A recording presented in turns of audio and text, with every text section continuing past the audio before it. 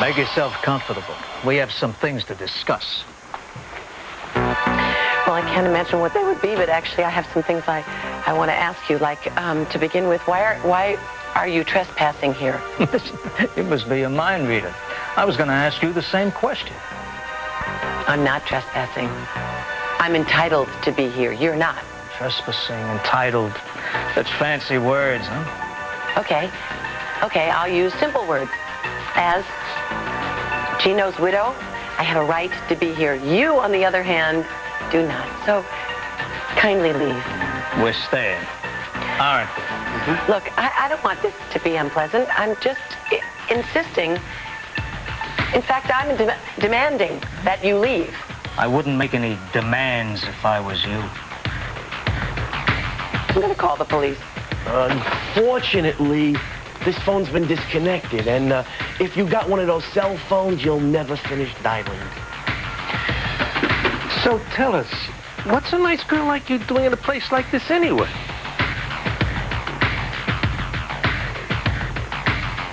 We're waiting, Tracy Quartermain. And we don't like waiting. Okay. Well, to begin with, I found this key among my husband's personal effects. I don't really expect you to understand this, but I came here today hoping to connect with my grief. The loss of the man that I loved so deeply and so profoundly and I'm never going to see again. I knew, of course, that this place was very special to him and that it held a lot of precious memories. Did she say precious memories? Like as in value. Oh, no, this isn't about money for me.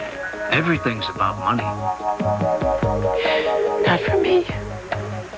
This is about pain and loss. I gotta hand it to you. But nobody's buying the grieving widow act. I don't need you to buy a thing. Quiet, and I wasn't buying it after the funeral either. What are you talking about? We were simpatico. You said you were just watching me for my own protection, remember? I guess we misspoke. You misspoke? I invited you into my home. I extended my hospitality to each and every one of you because I knew it would make my late husband happy. The only thing that would make Gino happy is if he were alive today. Oh, if only that were possible. Yeah. No, maybe the coroner's report said something about natural causes, but... No buts. He died of an aneurysm.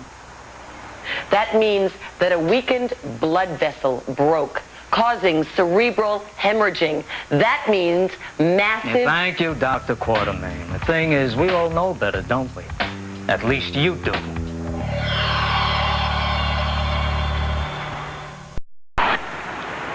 I don't like what you're implying. I don't care. Do you understand that? I don't care what you like or don't like. How did you know I was coming here today? Like I said, we've been watching you. Cover our end, you know what I mean?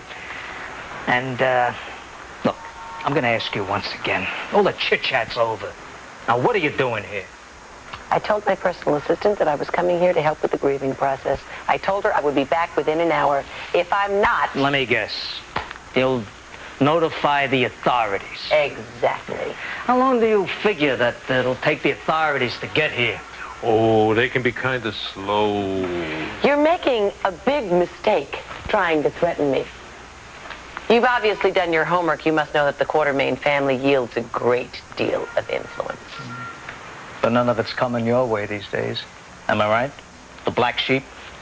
We know you've been disinherited, disowned.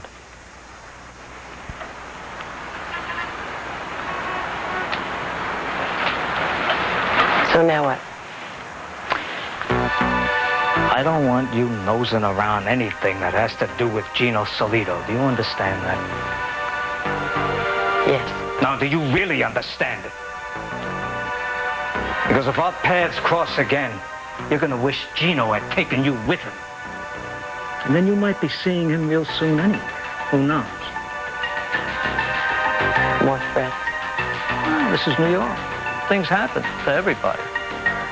Accidents, natural causes. I see. Well, thank you for the advice. I'll be going. One more thing. The key to this place. Hand it over. By all means. It was obviously a mistake to come here. This place is a dump. That it, girl.